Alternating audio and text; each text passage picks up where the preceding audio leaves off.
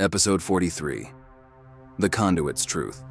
The Sonoran Desert's night was a shroud of violet and ash, the crumbled Auralith spires casting jagged shadows across the dunes. Kane clutched the crimson device, its pulse syncing with the core strapped to his back. Their combined drumbeat was relentless in his chest. His crew stood close, their faces gaunt from the labyrinth's hallucinatory gauntlet, their breath ragged in the dry air. The Pacific coordinates burned in Kane's mind, a final Auralith stronghold calling. But the desert's silence shattered before they could move. A low whine split the night. Hover skiffs, their nano-camo hulls flickering as they uncloaked, surrounding the crew in a crescent of steel. From the lead skiff stepped Gideon Varn, his coat billowing in the desert wind. His angular face was a mask of calm menace, while his silver hair caught the starlight. Behind him, a platoon of Harrier operatives fanned out, their black armor sleek, rifles at the ready, and hollow masks projecting glyphs of Helix's dominion. Their boots crunched the sand, forming a ring of death. Yet their weapons stayed lowered, a calculated restraint. Kane's hand twitched toward his machete, his vest's frayed edges snapping in the wind, his stubbled face rigid. Wire's carbine half-drawn, his cloak billowing like a predator's wings. The crew was a heartbeat from a fight they couldn't win. Gideon raised a hand, his velvet baritone cutting the tension like a blade. "Lower your weapons, Kane. I'm not here to bury you in these sands. We need to talk. Time is a luxury we no longer have." Kane's eyes narrowed. "You sent Harriers to slag us, Gideon. Now you want to chat? Bullshit. What's your play?" Gideon's lips twitched, a flicker of admiration in his gray gaze. "You're still alive, aren't you? If I wanted you dead, you'd be dust. The device in your hand, the core on your back, they're pieces of a puzzle you don't fully grasp. The world's on a razor's edge, and we're running out of time to save it."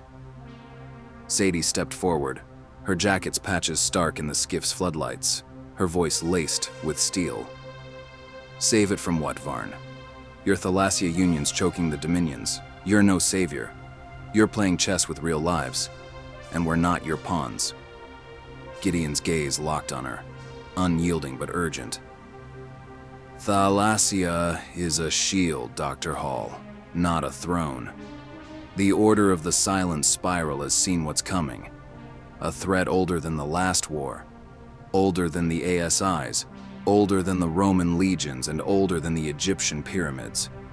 You've faced the Auralith's trials, felt their influence. You know this isn't just about power. Let me show you the truth."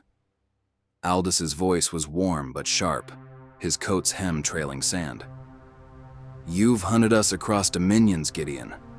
Why should we trust you now?" "Because you have no choice," Gideon said, his tone hardening, a storm brewing in his eyes.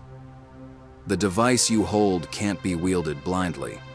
Follow me back into the ruins. There's something you need to see. The Conduit. It's the key to everything." Wire's lenses glinted, his growl low. "A trap, Varn. You've got 30 guns on us. Why not take the device and be done?" Gideon's smile was sharp enough to cut. "Because I need your minds, McQuaid, not just your relics. The Conduit requires will, not force. Come, or stay here, and wait for Cyrus's stalkers to find you. Xavier's already tracking your trail." The name hit like a bullet. Kane tensed, Rook's bloodied grin flashing in his mind, Zara's sacrifice weighing him down. "Fine," he rasped.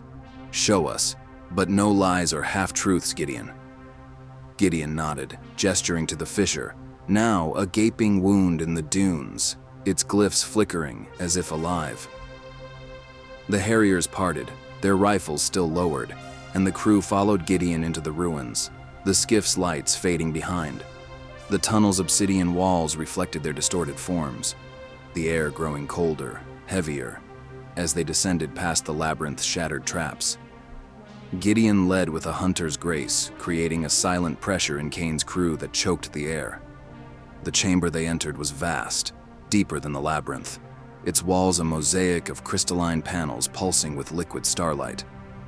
At its heart loomed the Conduit, a colossal engine of Auralith design, its form a lattice of black glass and crimson conduits, towering 30 feet, its surface writhing with glyphs that seemed to scream. Neural tendrils, thin as spider silk, coiled from its base, glowing with a sickly green light, their tips probing the air like living things.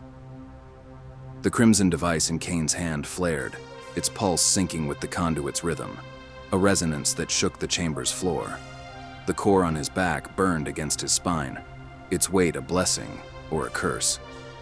Gideon stood before the conduit, his gray eyes reflecting its glow, his voice a rumbling thunder.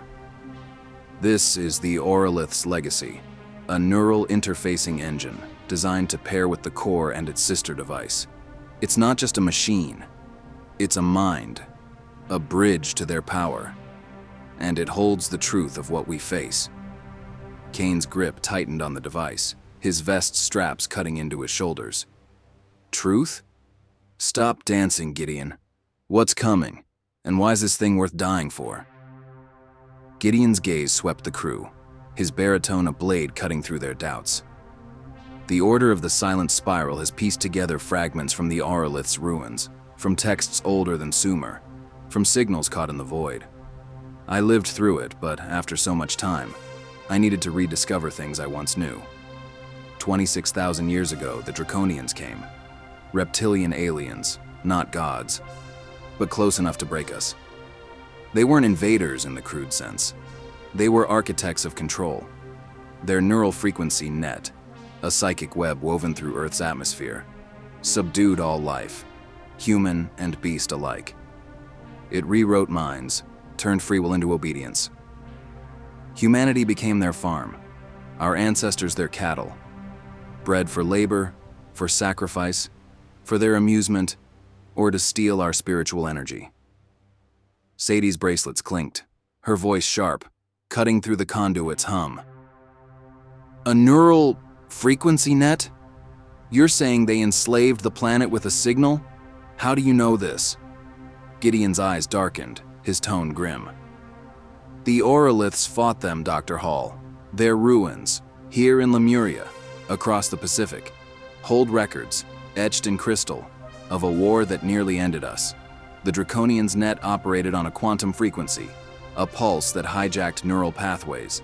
It wasn't hypnosis, it was rewriting the soul. The Auraliths built the conduit to counter it, to amplify human will, to break the net's hold. But they failed. The Draconian cycle is 26,000 years, a galactic orbit, tied to their homeworld's path. The Order's calculations are clear. Their return is imminent, within months, maybe weeks. Jinx's shock staff sparked, his cut brow bleeding anew, his voice a rasping growl. Reptilian overlords? That's a hell of a ghost story, Varn. If they're coming, why is the conduit still here? Why didn't the Auraliths use it? Gideon's jaw tightened, a flicker of frustration in his polished calm. The Auraliths were betrayed. From within, or by their own hubris. The records aren't clear. The conduit was never fully activated. The core and device were scattered, hidden to protect them. The Draconians left, their net dormant, but their markers, psychic echoes, buried tech, linger in our genes, our myths. Every religion, every fear of the dark, carries their shadow. There have been studies where babies, who have never seen a snake before, show stress or heightened attention when shown pictures of snakes compared to, say, flowers or fish. It's like their brains are already wired to be cautious. The Order believes the conduit, paired with the core and device, can awaken humanity's resistance, block the net before it reactivates. Aldous' spectacles glinted, his hollow stylus tracing the conduit's glyphs, his voice warm but urgent. A psychic defense system. Incredible. The Auraliths wove their minds into this, didn't they? That's why the labyrinth tested us, to prove our will. Gideon nodded, his coat's nanothreads shimmering. Exactly, Dr. Wellington. The Conduit demands unity, strength of purpose. Alone, the core and device are keys without a lock. Together, they can interface with the Conduit, project a counter-frequency to shield humanity, or, in the wrong hands, amplify the Draconians' net, enslaving us again. Wire growled a response laced with paranoia. Wrong hands, huh? Like yours, Varn? Thalassia's a fortress. You're not building it to fight aliens. You want the Conduit for yourself, to play God over the Dominions. Gideon's smile was cold, a predator's edge. Distrust is wise, McQuaid, but short-sighted. Thalassia unites Earthward, Unity Drift, Nova Reach, not for conquest, but survival. The Dominions are fractured. Freeland's chaos, Iron Dominion's zealotry. Cyrus would burn the world to please Forge. Libra's too weak to hold. Without unity, the Draconians will sweep us aside. I don't want the Conduit to rule. I want it to save us. Kane's chest tightened, the core's pulse a noose, his voice raw. Save us? You hunted us, Gideon. Rook's dead, Zara's gone because of your game. Now you want an alliance? Give me one reason I shouldn't shove this device up your ass. Gideon's eyes locked on Kane's, unyielding, a storm of conviction. Because you've seen it, Kane. In the labyrinth, in your visions. The Earth is a draconian farm, blood-red skies, humanity in chains. That wasn't just fear. It was the Auralith's warning, their memory of what was. I've seen it too, in their crystals, in signals from the void. The Draconians don't just conquer, they harvest. They'll strip our minds, our souls, leave us hollow. You're not fighting for yourself anymore, Kane. You're fighting for her. His gaze flicked to Sadie, a calculated jab. Sadie's eyes flared, her datapad sparking as she stepped forward, her pitch fierce. Don't use me, Varn. But you're right about one thing. The Auraliths left us a weapon. What if the Conduit can do more than shield? What if it can disable the Draconians' neural frequency net entirely? Rewrite their signal. Turn it against them? The glyphs on the device. They mirror neural mapping patterns, like a counter code. If we pair it with the core, the Conduit could broadcast a disruption, free humanity before the net even wakes. The chamber stilled, the Conduit's buzz deepening, as if it heard her. Aldis's eyes widened, his stylus pausing. Brilliant, Sadie. The Auralith's tech was symbiotic. They wove their minds with the Earth's rhythms. A counter-frequency could collapse the net's quantum structure, render it inert. Jinx's grin was grim, his shock staff steady. Turn their own weapon on him? Hell, I like it. But we're still in Gideon's crosshairs. He's got the army, the plan. What's to stop him from taking it once we crack this thing? Gideon's voice was a low vow, his hands open, unguarded. I swear on the Order's blood, Jinx. This isn't betrayal. The Conduit needs all of us. Your grit, Sadie's mind, Aldis's wisdom, Wire's cunning, Kane's blood, and will. I can't activate it alone. The Auraliths designed it for a collective. Refuse me, and Cyrus's covenant will claim it, or the Draconians will return unchallenged. We were not enemies. Not tonight. Wire's carbine lowered slightly, his lenses flickering. You're asking us to bet the world on your word, Varn. If you're lying, I'll burn Thalassia myself. Gideon's nod was solemn, his coat's shimmer a quiet challenge. Then hold me to it, McQuaid. But look at the Conduit. Feel its pulse. It's waking because you're here, because the core and device are together. We're only going to get one shot at this. I know it's nothing more than a Hail Mary, but we move now, or lose everything. Kane's hand hovered over the device. The core was a storm rushing through his veins. He saw the Draconian harvest again. Red skies, Sadie's lifeless eyes, chains binding the earth. His fear of abandonment, of failure, clashed with the crew's presence. Sadie's fire, Aldis's warmth, Jinx's defiance, Wire's steel. He met Gideon's gaze, his voice a growl. We do this. It's on our terms. No games, no shadows. You step out of line, I end you. Gideon's smile was faint, a spark of respect. Agreed, Voss. The conduit awaits. The crew approached the engine, its neural tendrils coiling toward the crimson device, their green glow intensifying. Sadie's datapad synced with the conduit's glyphs, her counter-frequency theory taking shape in lines of code. Aldous traced the star map, its Pacific coordinates a beacon. Jinx and Wire flanked the platform, weapons ready, their eyes on the Harriers at the chamber's edge. Kane placed the device into the conduit's core, the crimson sphere locking with a pulse that shook the ruins. The core on his back flared, its light merging with the engines, a symphony of ancient will. The conduit roared to life, its panels blazing, neural tendrils weaving a web of light.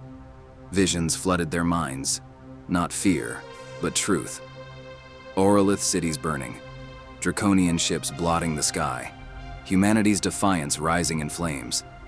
The crew stood united, their fears forged into purpose, the conduit's pulse a vow against the coming dark. But outside, the desert stirred. Xavier's skiff on the horizon, Cyrus's wrath closing in, and a faint signal from the void, cold and alien, whispering of a cycle unbroken.